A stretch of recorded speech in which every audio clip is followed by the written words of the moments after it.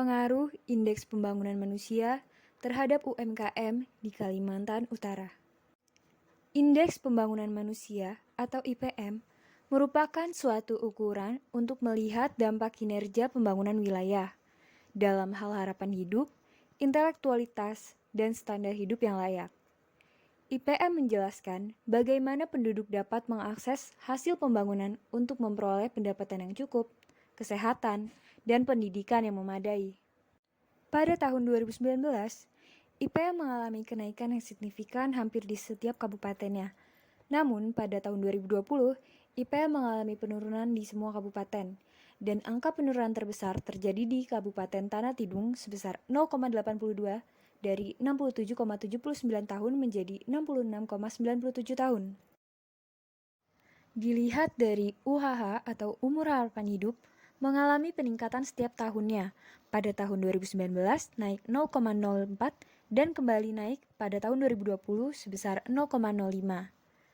HLS atau harapan lama sekolah di tahun 2019 naik 0,02 menjadi 12,84 tahun. Kemudian naik kembali di tahun 2020 sebesar 0,45.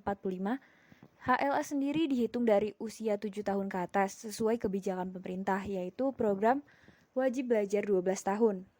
Rata-rata lama sekolah atau RLS tertinggi yaitu pada tahun 2020 pada usia 9 tahun.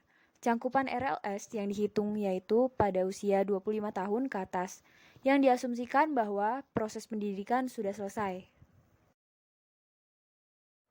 Selanjutnya, untuk mengetahui standar kelayakan hidup, dapat dilihat dari pengeluaran per kapita.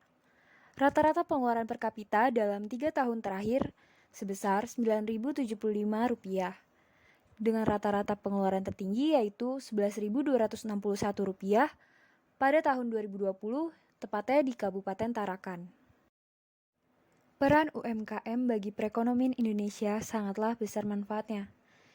Namun, adanya pandemi COVID-19 ini menimbulkan banyak dampak bagi UMKM. Dapat dilihat dari jumlah unit usaha yang menurun drastis dari tahun 2019 ke 2020. Menurunnya jumlah UMKM pada 2020 sebesar 6.849 menjadi 14.385 membuktikan bahwa pandemi COVID-19 ini sangat berdampak bagi UMKM.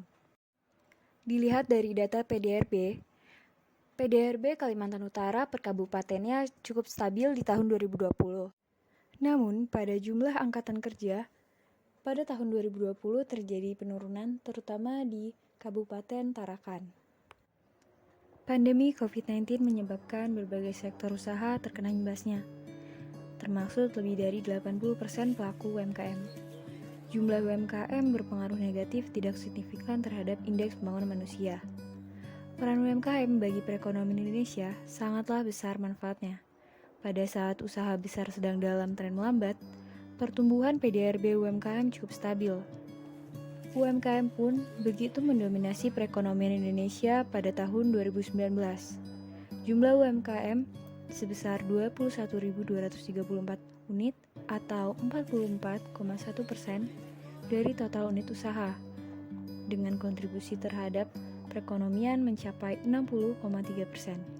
Namun, adanya pandemi COVID-19 ini, terjadi penurunan rendah.